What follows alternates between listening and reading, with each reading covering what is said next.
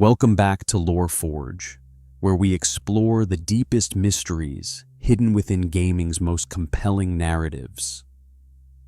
Today, we're venturing into the blood-soaked streets of Yharnam to uncover one of Bloodborne's most profound and heartbreaking truths: the actual purpose behind the Great Ones, those cosmic beings whose influence permeates every aspect of this nightmarish world. Over the next couple of hours, we'll peel back layers of cosmic horror to reveal a tragedy so fundamental, so deeply rooted in the nature of transcendence itself, that it transforms our entire understanding of Bloodborne's story.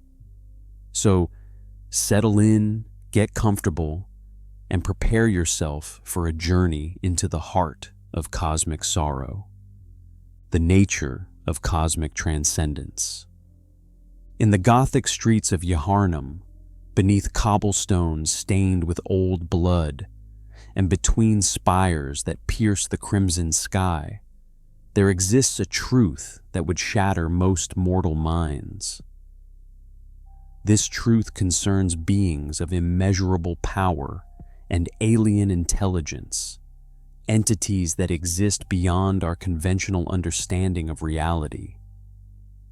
These are the Great Ones, and their purpose in Bloodborne's universe is far more complex and tragic than most hunters ever realize. The Great Ones are multi-dimensional beings that transcend the physical limitations binding mortal creatures. They exist across several planes of existence simultaneously, operating on what the choir calls transcendental planes of thought. Unlike humans trapped within linear time and three-dimensional space, the Great Ones perceive reality in ways that human consciousness simply cannot process. Based on their behavior and the nightmare realms they create, we can infer they experience the universe differently than we do, though the exact nature of their perception remains ultimately unknowable. Yet for all their cosmic power and transcendent awareness, the Great Ones possess a quality that makes them profoundly different from the cold, uncaring deities one might expect. They are described throughout Bloodborne's lore as sympathetic in spirit.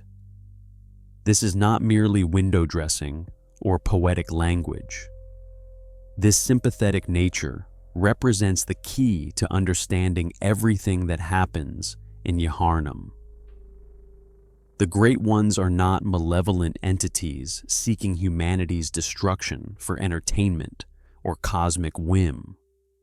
Rather, they are beings driven by profound loss and an all-consuming desire to fill the void left by their greatest tragedy. This cosmic sympathy manifests in ways that often bring more harm than help to humanity. When Gehrman, the first hunter, prayed for his doll to be given life as he mourned the loss of Lady Maria, the Moon Presence answered. The entity genuinely responded to this prayer, born from grief and loneliness. When the scholars of Byrgenwerth committed atrocities at the fishing hamlet, and the villagers prayed for justice, Kos responded by creating the hunter's nightmare. These acts demonstrate that the Great Ones do listen, do care, and do attempt to help. The tragedy lies in how their cosmic perspective prevents them from truly understanding mortal needs or the consequences of their interventions. Their transcendent nature, which grants them godlike power, also blinds them to the intimate, moment-to-moment experiences that make mortal existence meaningful.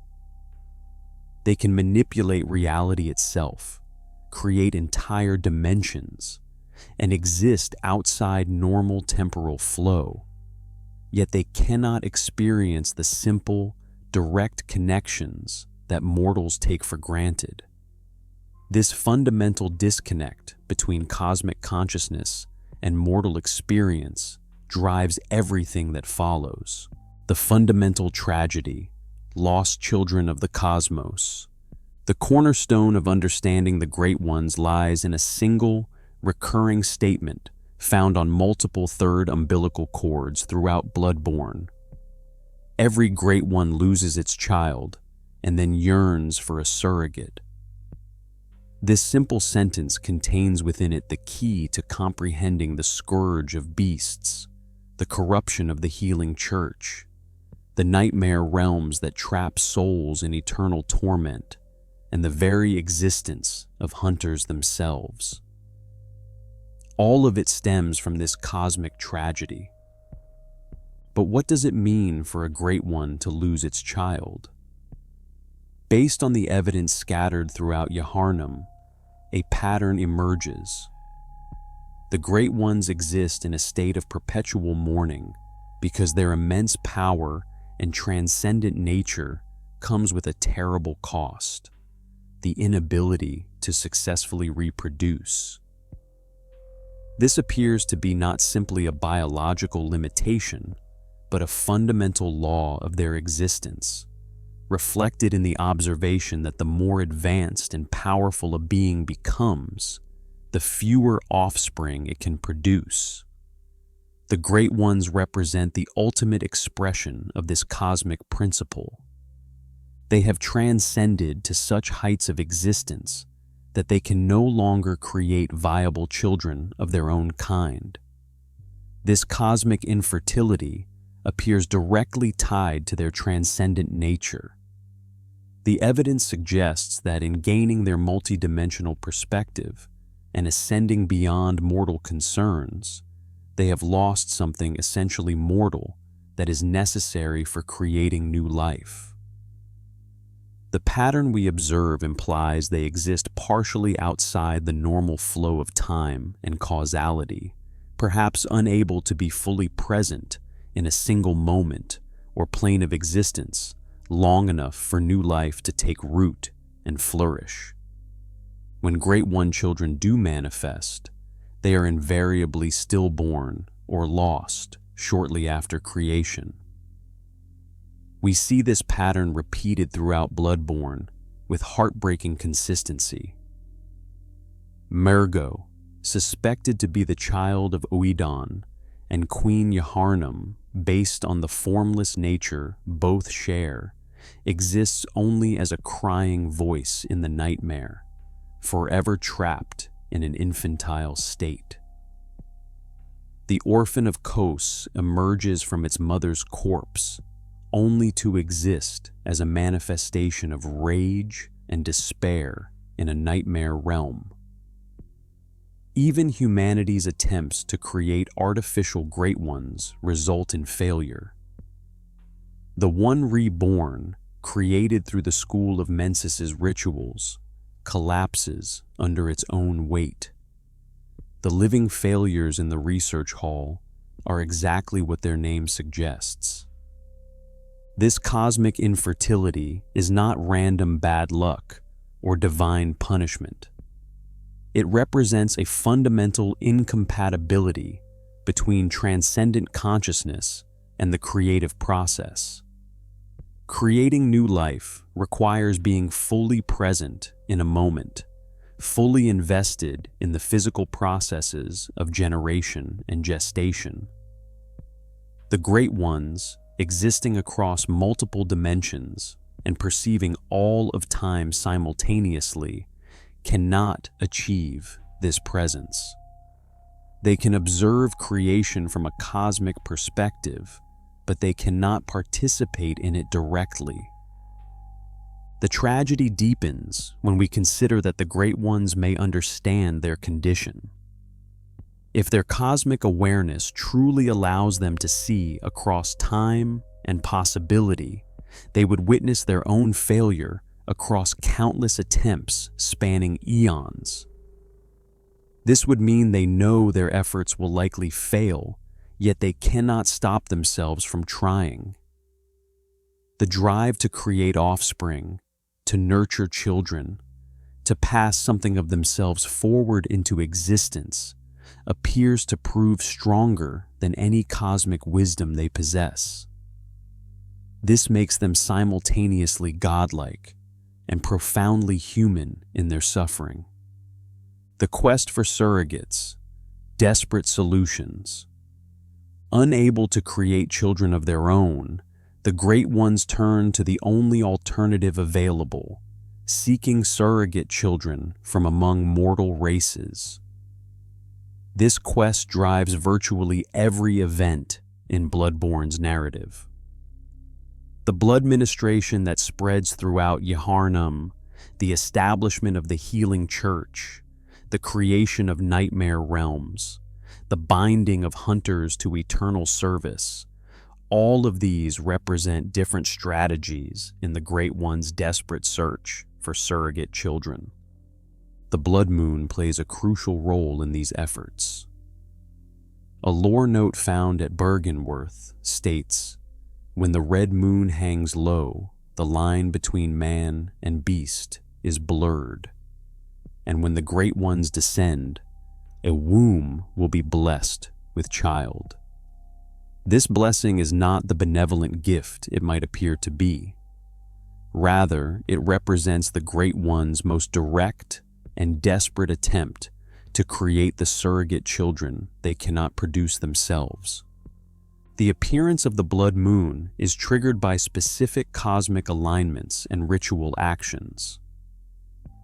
In Bloodborne's events, Ram's death serves as the catalyst that allows it to be perceived. Ram, the vacuous spider, maintains a barrier that prevents ordinary humans from perceiving the full horror of their situation, hiding the lesser amygdala and other cosmic entities lurking throughout Yharnam. When this barrier falls with Ram's death, the blood moon becomes visible, and the Great Ones can interact more directly with the mortal world. Under the blood moon's influence, women with special bloodlines or cosmic connections become pregnant with hybrid offspring. Ariana, descended from the Cainhurst bloodline, gives birth to a pale, tentacled creature after the blood moon rises.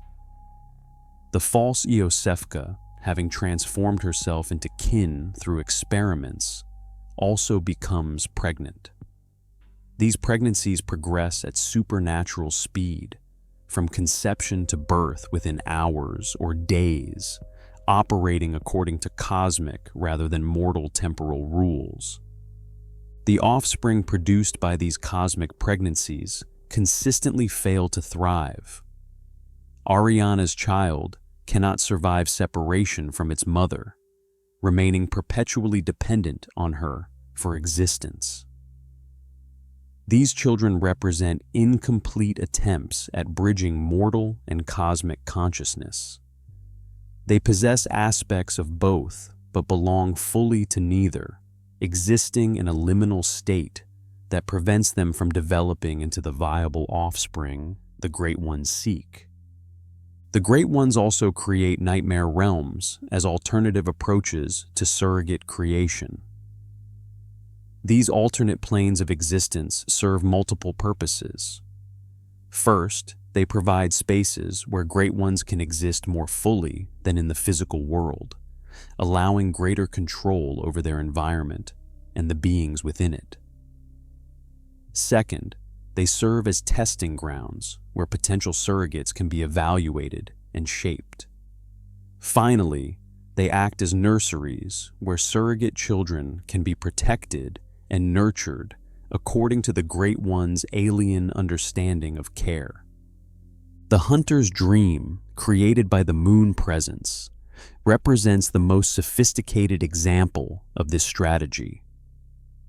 Through Gehrman, the Moon Presence establishes a cycle whereby hunters are bound to the dream, living and dying repeatedly in service to their cosmic patron. Each hunter entering the dream becomes a potential surrogate child. They are protected from true death, guided by a parental figure in Gehrman, and given purpose through their endless hunt. But the Moon Presence's ultimate goal appears to extend beyond simply collecting hunters indefinitely.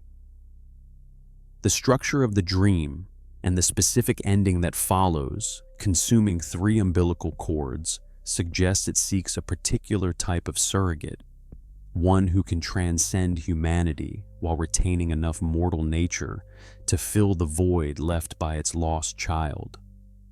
This interpretation would explain why the Moon Presence orchestrates the complex events of the game, manipulating circumstances to create a hunter capable of defeating other Great Ones and ultimately confronting the Moon Presence itself.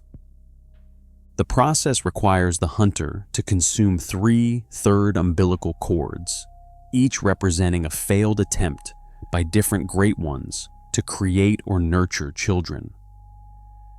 These cords grant the hunter eyes on the inside, the cosmic perspective necessary to perceive and interact with Great Ones on their own level.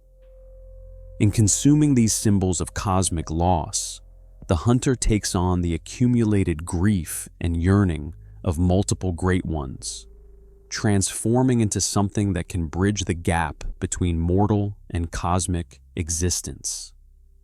Oedon, the formless strategy. Among all the Great Ones, Oedon represents perhaps the most sophisticated and successful approach to surrogate creation.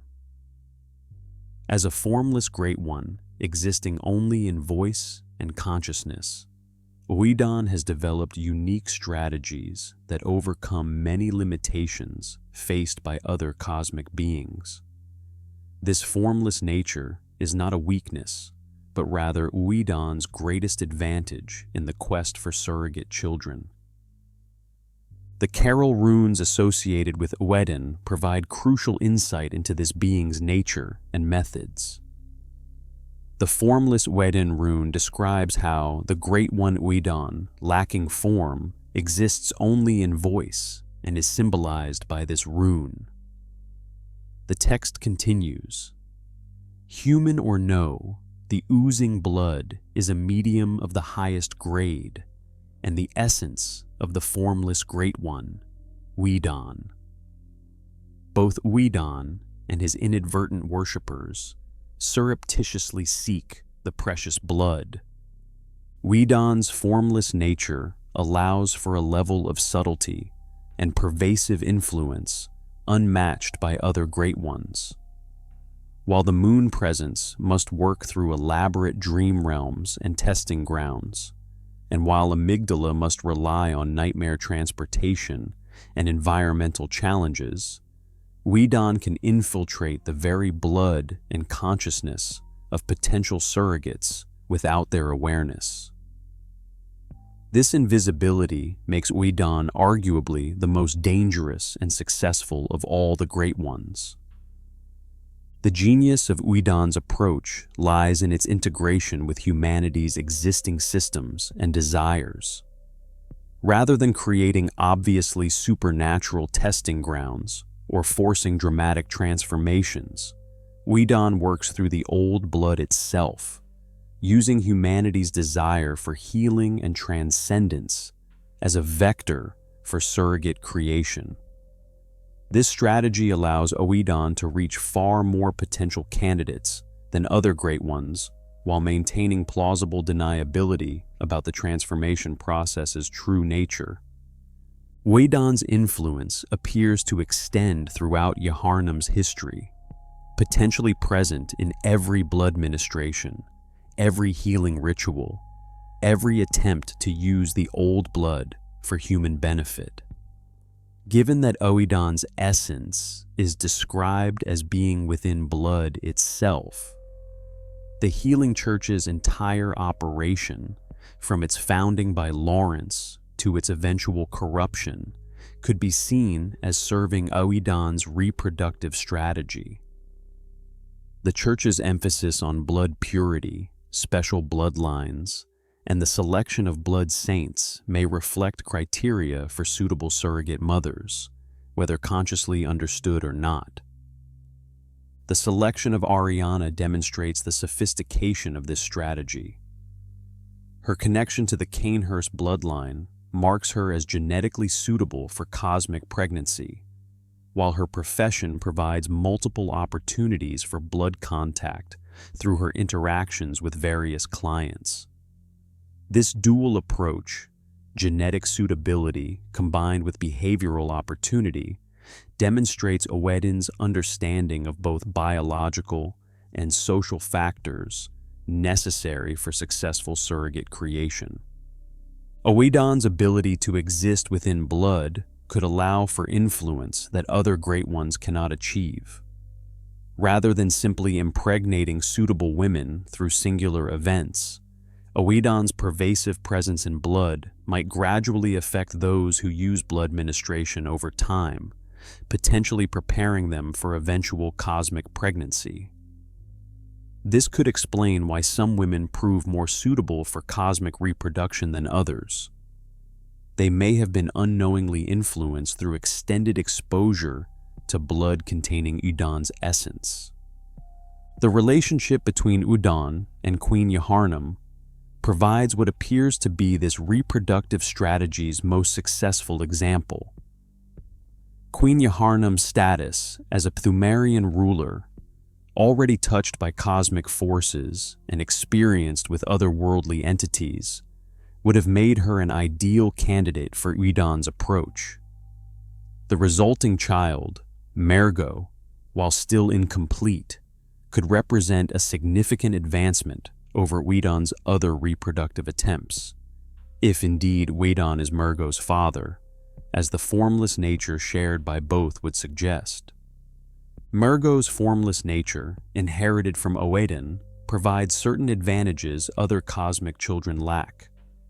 Rather than being trapped in physical form like Ariana's child or the Orphan of Kos, Mergo exists as pure consciousness, allowing greater flexibility and potentially longer survival. The ability to exist in nightmare realms without physical limitations suggests that formless existence might represent an optimal state for Great One offspring. However, even Mergo's existence demonstrates Oedon's approach limitations.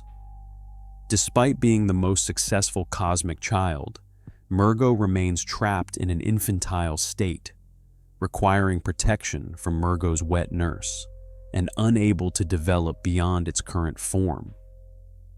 The constant crying that characterizes Mergo's existence suggests a being trapped in perpetual distress, unable to mature or find comfort despite its cosmic nature. The School of Mensis's ritual to contact Mergo reveals another aspect of Oedon's reproductive strategy. By allowing human scholars to make contact with his child, Oedon creates additional opportunities for surrogate development. The scholars participating in the ritual become potential surrogate parents or siblings for Mergo, providing the cosmic child with additional sources of nurturing and development. Yet the ritual's failure and the resulting stillbirth of the scholars' brains demonstrates the dangers inherent in Oedon's approach. The formless nature that provides flexibility and subtlety also makes Oedon's influence difficult to control or limit. Once contact is established, Oedon's presence can quickly overwhelm mortal minds, resulting in madness or death, rather than successful surrogate creation. The Moon Presence and the Hunter's Dream. The Hunter's Dream stands as perhaps the most elaborate and sophisticated nursery system created by any Great One. The entity responsible for this cosmic infrastructure is the Moon Presence, also called Flora, a being whose true purpose and methods reveal the full scope of the Great One's surrogate creation efforts. The Moon Presence's origin remains largely unknown, but its first documented appearance to humanity came through Lawrence and Gehrman. These two, having discovered a third umbilical cord in the Pthumerian labyrinths beneath Yharnam, theorized it could be used to make contact with the Great Ones. They succeeded beyond their wildest imaginings. The Moon Presence appeared, beckoned the hunters, and created the hunter's dream as an exact replica of Gehrman's personal workshop. But examining the dream structure and function suggests this creation served more than simple benevolence. The dream appears designed for a specific purpose: identifying, testing, and ultimately transforming suitable candidates. Every aspect of the dream structure could be interpreted as serving this hidden agenda. Gehrman's role in the dream extends far beyond simple instruction. He serves as a surrogate father figure, providing guidance and protection while simultaneously being imprisoned by the very entity he once summoned. His title as the first hunter marks him as both pioneer and prisoner, eternally bound to the dream and unable to escape except through death. His offer to free other hunters by taking their lives represents his recognition of the trap he helped create and his desire to spare others from his fate. The plain doll represents the maternal aspect of this cosmic nursery. Created by Gehrman in the image of his beloved student, Lady Maria, and brought to life by the Moon Presence in response to Gehrman's prayers, the doll provides nurturing care to hunters passing through the dream. Her gentle demeanor, caring nature, and ability to channel blood echoes into strength reflect the nurturing role she plays in hunter development. Yet her artificial nature means her love, while sincere within its limitations, lacks the spontaneity and unpredictability that characterize genuine human relationships. The endless cycle of death and rebirth within the dream could serve multiple purposes in the surrogate creation process. First, it allows extensive testing and evaluation of each hunter's capabilities and character. Hunters who prove inadequate can be recycled through death without permanent loss, while those showing promise can be guided toward greater challenges. Second, and more speculatively, the cycle may gradually strip away the hunter's attachments to mortal life. Each death could make the hunter less human and more suited to cosmic existence, though the process would remain subtle enough to ensure the hunter retains sufficient humanity to remain a suitable surrogate. The various locations accessible from the dream serve as testing grounds for different aspects of surrogate development. Central Yharnam tests basic survival skills and adaptability. The Cathedral Ward evaluates the hunter's ability to navigate religious and political corruption. The Forbidden Woods and Byrgenwerth assess the hunter's response to cosmic truth and forbidden knowledge. Each area provides different challenges that could be designed to evaluate specific qualities the Great Ones value in surrogate children. Though whether this design is intentional or simply how we interpret the structure remains open to debate. The progression system within the dream could reflect the Great One's understanding of child development, or it may simply be how the dream functions. Blood echoes serve as a form of power or currency, allowing hunters to grow stronger and more capable.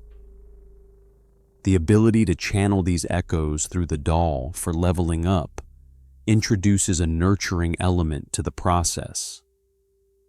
The various tools and items available throughout the journey teach hunters about cosmic forces and otherworldly entities, gradually exposing them to truths that might otherwise shatter unprepared minds.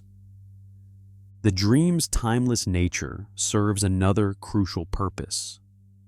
By existing outside normal temporal flow, the dream allows the Great Ones to observe and guide hunter development across extended periods without risking the loss of potential surrogates to aging or natural death. This temporal isolation also helps prepare hunters for existence as Great Ones, who operate according to cosmic rather than mortal timeframes. The Moon Presence's ultimate goal appears to be revealed in the game's true ending. If a hunter consumes 3/3 umbilical cords before defeating Gurman, they gain the ability to resist the Moon Presence's attempt at binding. In the battle that follows, if the hunter proves victorious, they undergo a final metamorphosis, becoming an infant Great One themselves. The doll cradles this newborn cosmic being, suggesting that the Moon Presence may have finally obtained the surrogate child it has sought, though at what cost to the hunter's humanity remains ambiguous. This transformation represents both success and tragedy. The Moon Presence has achieved its goal of creating a surrogate child, but the process has stripped away the very humanity that made the hunter valuable as a surrogate in the first place. The resulting infant Great One possesses cosmic power, but has lost the experiences and perspectives that originally attracted the Moon Presence's attention. The cycle of loss and yearning continues, suggesting that the Great Ones may never truly achieve what they seek. Kos and the Fishing Hamlet. Sympathetic nature gone wrong. The tragedy of Kos and the Fishing Hamlet provides perhaps the clearest example of how the Great One's sympathetic nature can produce horrific outcomes despite benevolent intentions. This story encompasses everything that makes the Great Ones simultaneously pitiable and terrifying, revealing how cosmic compassion, filtered through alien consciousness, becomes indistinguishable from curse. Kos, or some say Cosm, was a Great One whose corpse washed ashore at a remote fishing hamlet. The circumstances of her death remain unknown, though her body appeared remarkably preserved despite being lifeless. The villagers, rather than fearing this cosmic entity, revered her as a goddess. They built their society around her corpse, and her presence gradually transformed them, making them more than merely human. The parasites within Kos's body infected the villagers, but they viewed this transformation as a blessing from their goddess, allowing the infection to spread throughout the entire hamlet. This relationship between Kos and the villagers demonstrates what could be seen as the Great One's sympathetic nature. The villagers chose to venerate Kos, and the parasites within her body transformed them into fish-like beings touched by cosmic power. Whether Kos consciously granted these gifts, or whether they resulted simply from proximity to her corpse, the villagers viewed this transformation as divine blessing. This represents what the Great Ones may hope to achieve, a relationship between cosmic and mortal consciousness that both parties accept. But this harmony could not last. When word of the strange activities in the hamlet reached the scholars of Byrgenwerth, an investigation was commissioned. Master Willem, pursuing his belief that humanity must evolve by gaining more eyes, saw an opportunity to study beings transformed by proximity to a Great One. Lawrence, Gehrman, Maria, and other hunters accompanied the scholars to the hamlet. What followed was massacre. The scholars, driven by Willem's belief that cosmic insight manifests as literal eyes within the brain, proceeded to slaughter the inhabitants, opening their skulls in search of this physical evidence of transcendence. The hunters carried out these atrocities, and even those like Maria, who later expressed horror and disgust at what they had done, participated in the violence. They desecrated Kos's corpse, harvesting her blood and the parasites within. Most significantly, the orphan of Kos, whether killed in the womb or removed from it, never lived in the waking world. The villagers and priests who suffered called upon their goddess for justice. The evidence strongly suggests Kos answered their prayers. The hunter's nightmare manifested as a curse upon the hunters, not just those who participated in the massacre, but all who would follow in their bloodlusting footsteps. This curse trapped hunters drunk with blood in an eternal realm of torment, forced to hunt and be hunted without respite or release. Whether Kos created this nightmare directly, or whether it emerged from the collective trauma and her lingering cosmic presence, the nightmare serves as cosmic justice for the atrocities committed. The orphan of Kos embodies the tragedy of cosmic reproduction. Born from its mother's corpse in the nightmare realm, it exists as a manifestation of rage and confusion, eternally trapped between existence and non-existence. When the hunter encounters the orphan at the hamlet's shore, it initially stares mournfully at the sky before flying into a violent rage. It wields its own placenta as a weapon, using the very organ that should have sustained it in the womb as an instrument of violence. The orphan's constant screaming throughout the battle reflects more than simple aggression. It represents the anguish of a being born into trauma, emerging from death rather than life, never having experienced the nurturing and care that children require. After the hunter defeats its physical manifestation, a black phantom lingers near Kos's corpse, the orphan's true form, trapped in limbo. Only when this phantom is struck down can the curse be lifted, allowing the orphan's spirit to return to the cosmic ocean. This entire tragedy demonstrates how the Great One's sympathetic nature can produce catastrophic results. Whether Kos genuinely cared for the villagers, or whether their transformation simply resulted from proximity to her, the outcome appears as a form of cosmic compassion.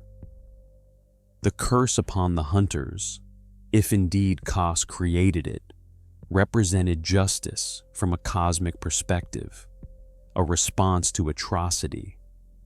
Yet this justice created the hunter's nightmare, a realm of eternal suffering that trapped countless souls in torment.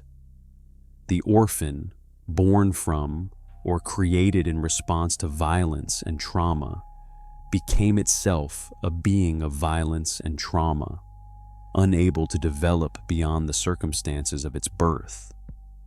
The relationship between Kos and the hamlet also reveals the danger of cosmic proximity. The villagers welcomed their transformation, viewing it as blessing rather than curse. But this transformation made them targets for those seeking cosmic knowledge through violence. Whether Kos actively granted these changes, or they resulted from her mere presence, the effects became the cause of the villagers' destruction.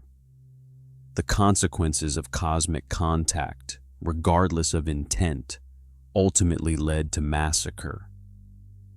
Maria's response to the Hamlet massacre provides the human perspective on this tragedy. She threw her beloved Rakuyo into a well, unable to stomach the sight of the weapon she had used to commit such atrocities. She became the warden of secrets, guarding the path to the hamlet in the nightmare, attempting to prevent others from discovering what had happened there. Her self-imposed isolation and eventual fate demonstrate the psychological cost of participating in violence against those blessed by the Great Ones. The fishing hamlet tragedy encapsulates everything problematic about the Great Ones' relationship with humanity. Whether their sympathy is genuine intent or simply how we interpret the effects of their presence, the desire to help appears sincere, yet their cosmic nature prevents them from understanding the consequences of their interventions.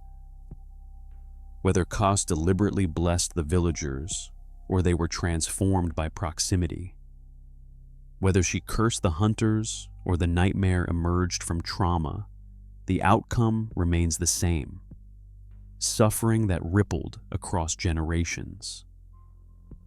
The orphan, the child lost to violence, became an eternal monument to the impossibility of successful cosmic reproduction. Failed ascension, artificial attempts at transcendence.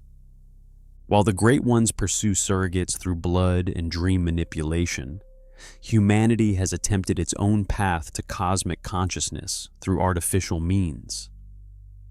These efforts, conducted primarily by the School of Mensis and the Healing Church's Research Hall, demonstrate both humanity's ambition and the fundamental impossibility of forcing transcendence.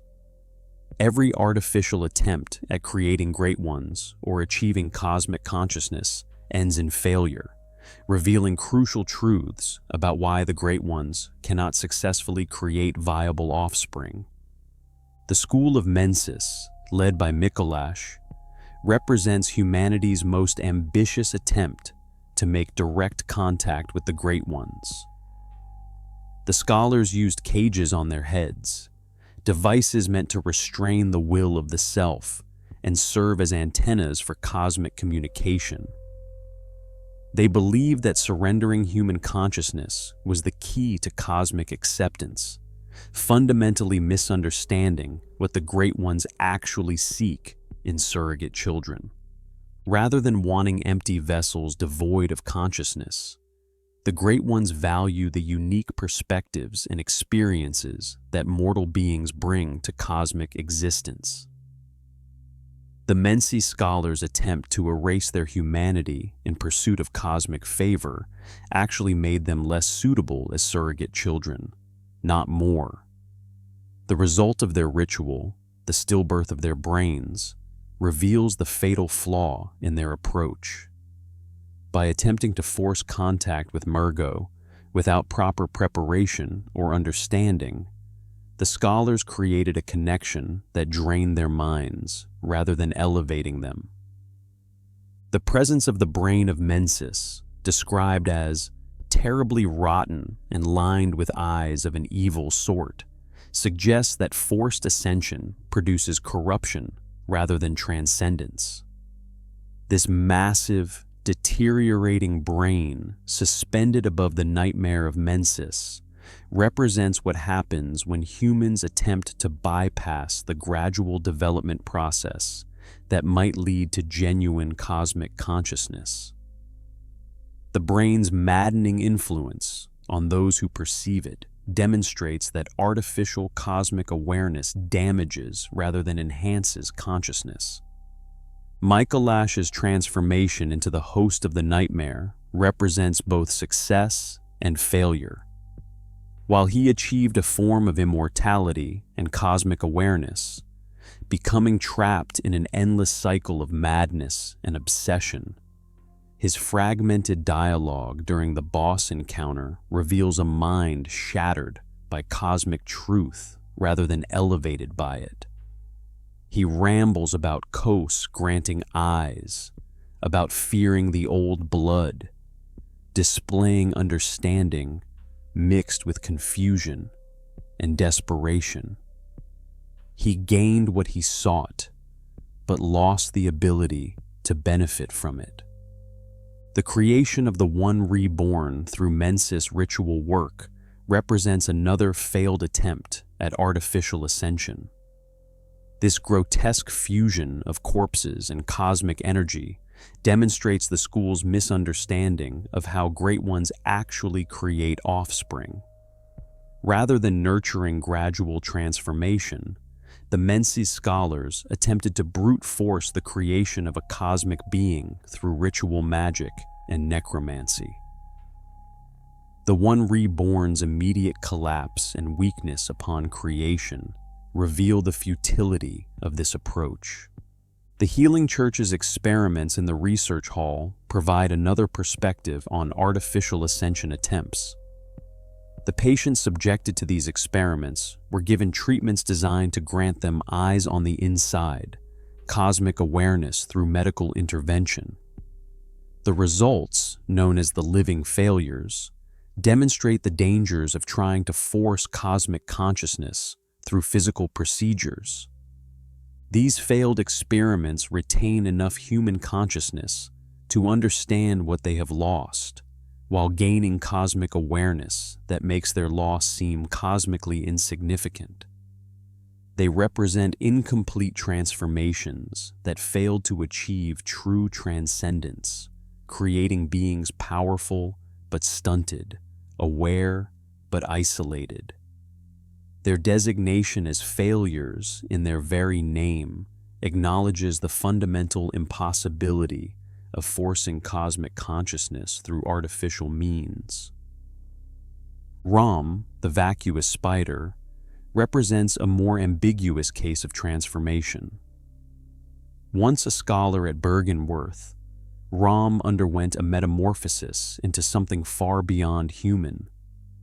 Mikolash claims that Kos granted Rom eyes, though whether this means Kos directly transformed Rom or whether an umbilical cord from Kos was used in the process remains unclear. What we can observe is the result.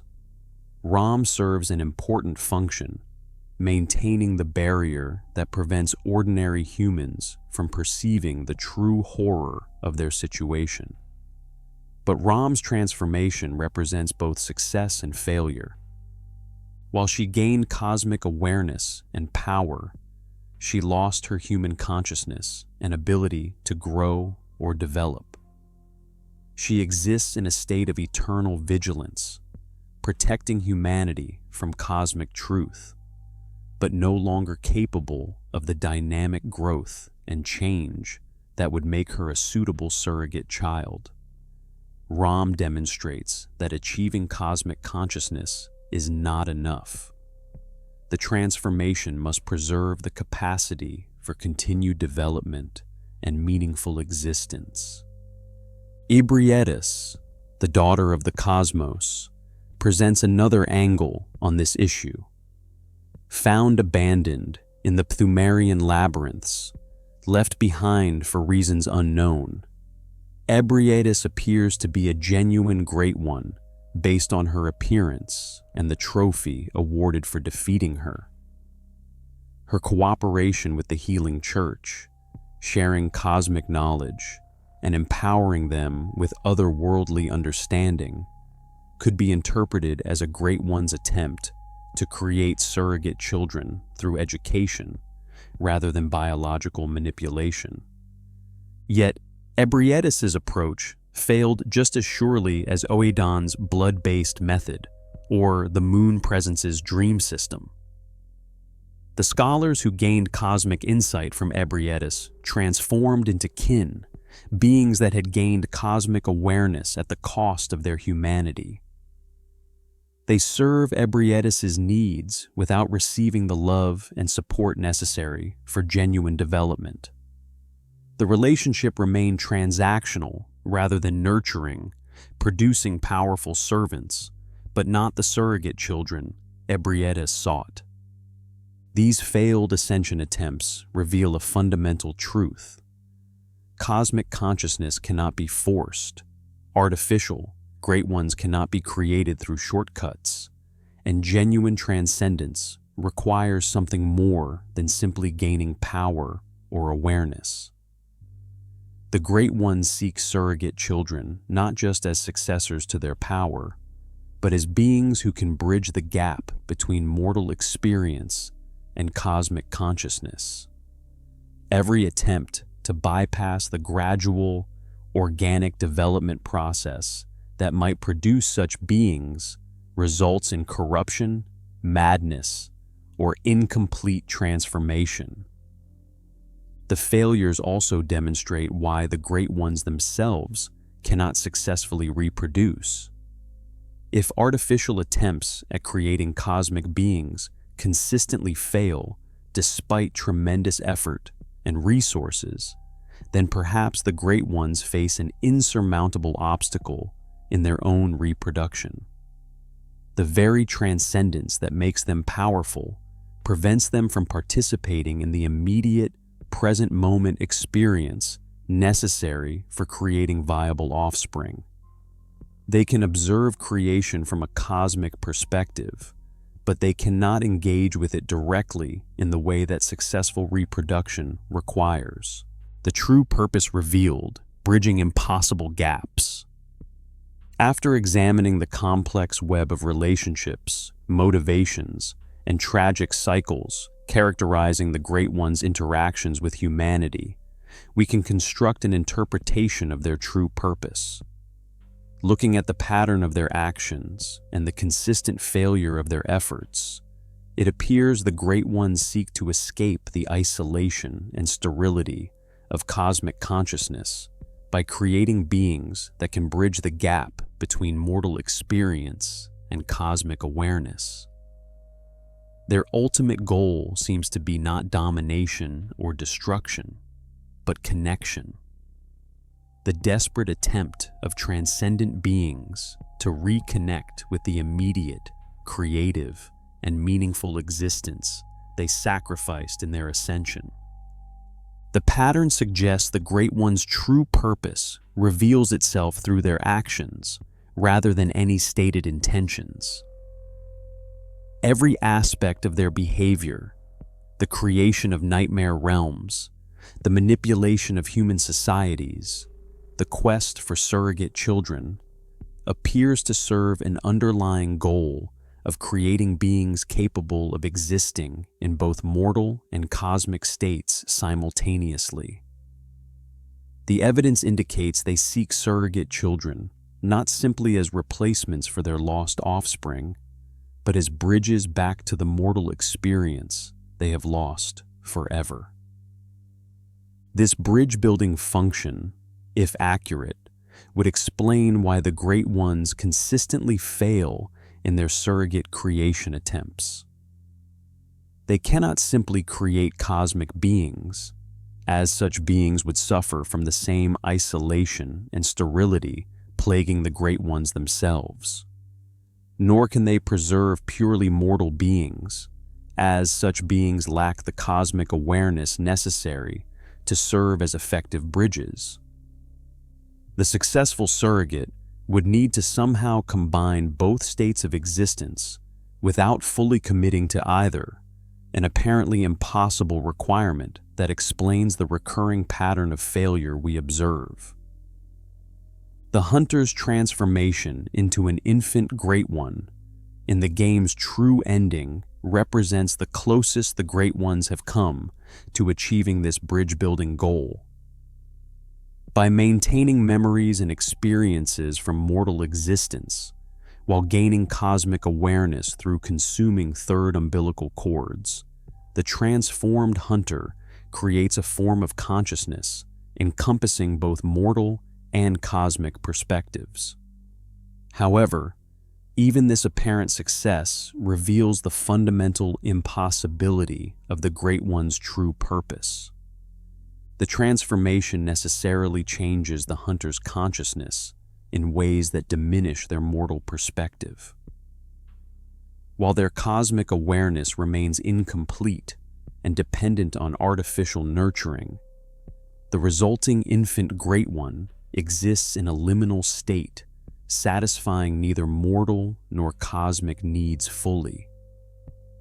The hunter's unique experiences and perspectives, the very qualities that made them valuable as a surrogate, become subsumed into cosmic consciousness, lost to the same isolation and sterility that characterizes all Great Ones. The Great Ones' sympathetic nature, repeatedly emphasized throughout Bloodborne's lore, stems from their recognition of this fundamental impossibility. They understand that their quest for bridge-building surrogates inevitably destroys the very qualities they seek to preserve. Yet they cannot abandon the attempt without accepting permanent isolation from meaningful existence. This sympathetic consciousness explains why the Great Ones respond to prayers and calls for help from mortals, despite knowing their assistance will likely cause harm.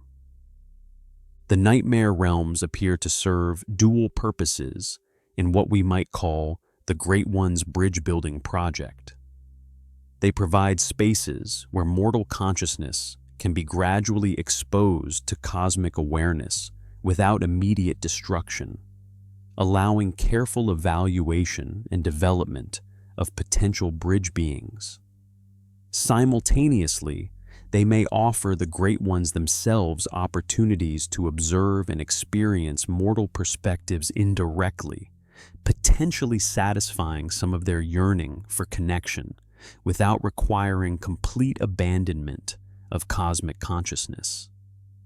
The educational aspects of the hunter's dream and other testing grounds reflect the Great One's understanding that successful bridge building requires preparation and development, rather than forced transformation.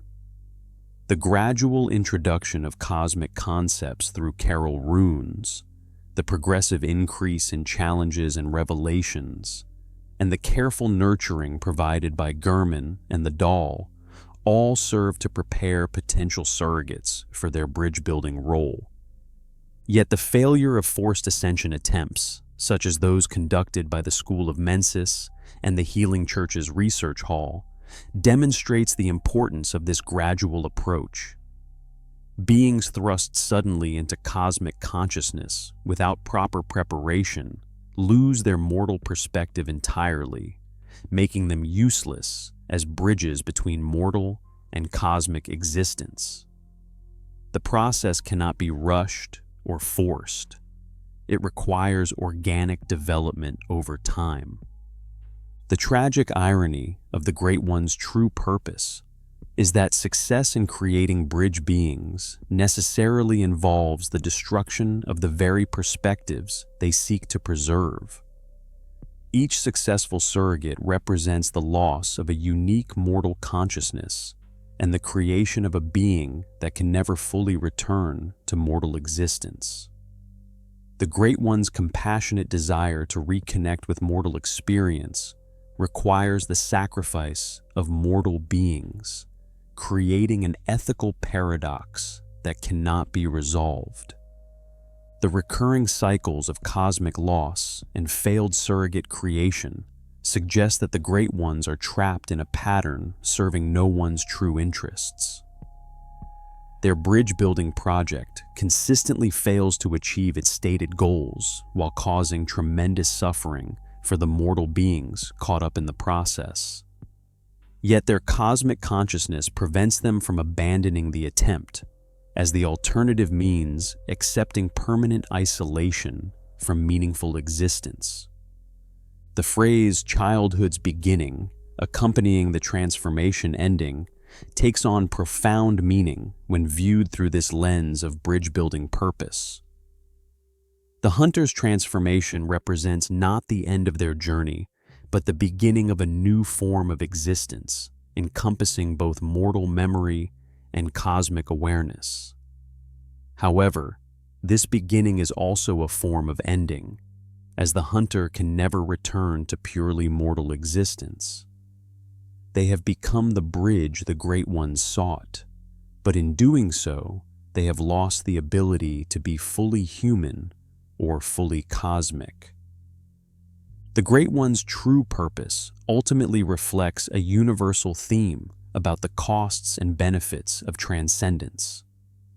Their quest to bridge mortal and cosmic consciousness parallels humanity's own struggles with growth, development, and the loss of innocence, accompanying increased awareness and responsibility.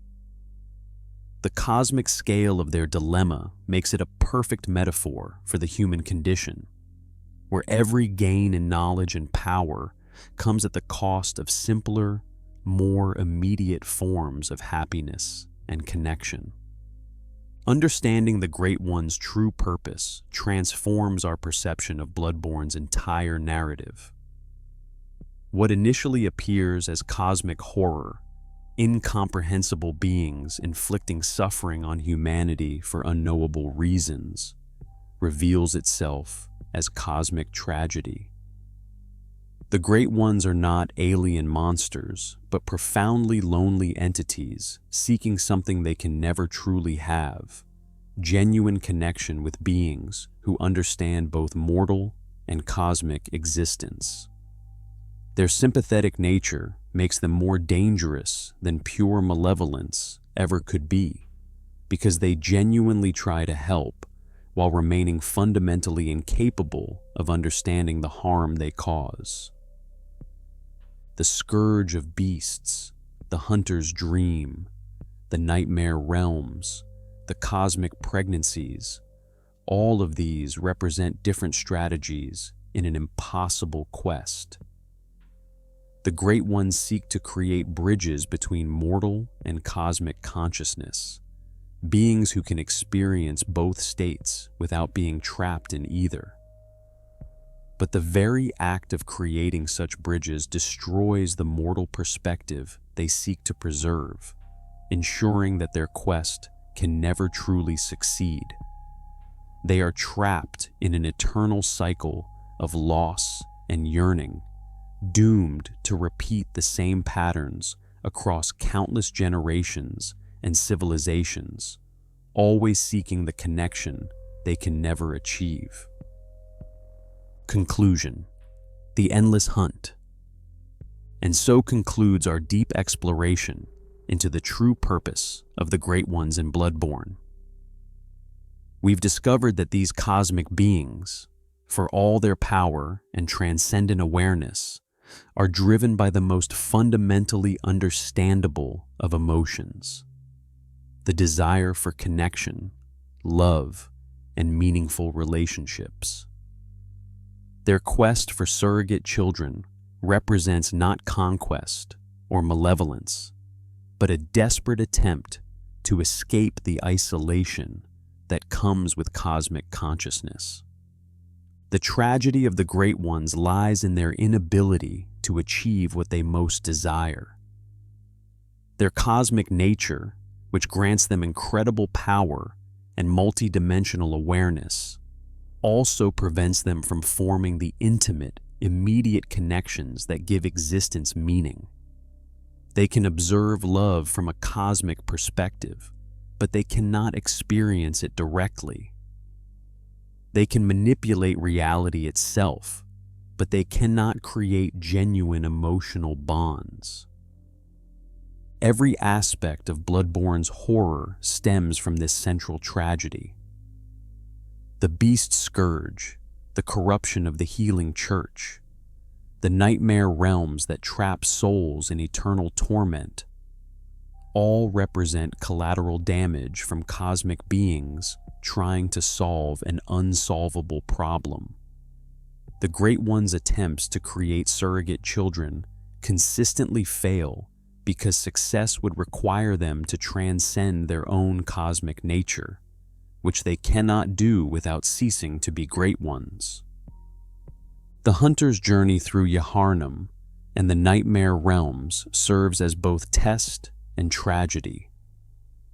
Those who complete the journey successfully become the cosmic children the Great Ones desire, but at the cost of their own humanity.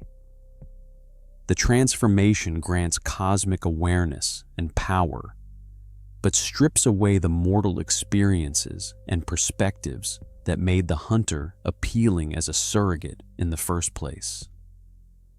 The sympathetic nature of the Great Ones makes their tragedy all the more poignant. They are not evil beings seeking humanity's destruction, but lonely entities desperately seeking the connection they have lost. If their cosmic perspective truly allows them to see across time and consequence, they may witness the suffering their actions cause, yet they cannot stop themselves from continuing their quest for surrogate children, because the alternative means accepting permanent isolation. Perhaps the most profound insight Bloodborne offers is that transcendence and connection may be fundamentally incompatible. The Great Ones achieved cosmic consciousness by abandoning mortal limitations, but those limitations were precisely what made meaningful relationships possible. Their quest for surrogate children represents an attempt to have both transcendence and connection, but the game suggests this may be impossible. The phrase, "fear the old blood," takes on additional meaning when viewed through this lens of cosmic purpose. The old blood represents not just physical substance that transforms humans into beasts, but the accumulated grief and yearning of eons of cosmic reproductive failure. Each use of the old blood continues the cycle of loss, drawing mortals into patterns of cosmic suffering that have been repeating for millennia. In the end, Bloodborne presents us with cosmic horror that is also profoundly human. The Great One's quest for surrogate children reflects our own struggles with growth, loss, and the tension between individual transcendence and meaningful relationship. Their failure to achieve genuine connection despite cosmic power serves as both warning and tragedy, a reminder that some forms of transcendence come at costs too high to bear. The hunt never truly ends because the need for connection never ends. Whether we ascend to cosmic consciousness or remain bound by mortal limitations, we continue seeking the relationships and bonds that give existence meaning. The Great One's eternal quest for surrogate children mirrors our own eternal quest for love, understanding, and genuine connection with others who can share our experiences and ease our fundamental loneliness. Thank you for joining me on this journey into the cosmic horror and tragic beauty of Bloodborne's universe.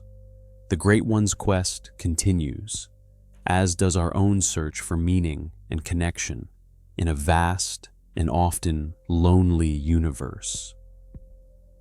If you enjoyed this deep exploration, please like and subscribe for more comprehensive analyses of gaming's greatest stories. Until next time, fellow seekers, may you find your worth in the waking world, and may the good blood guide your way.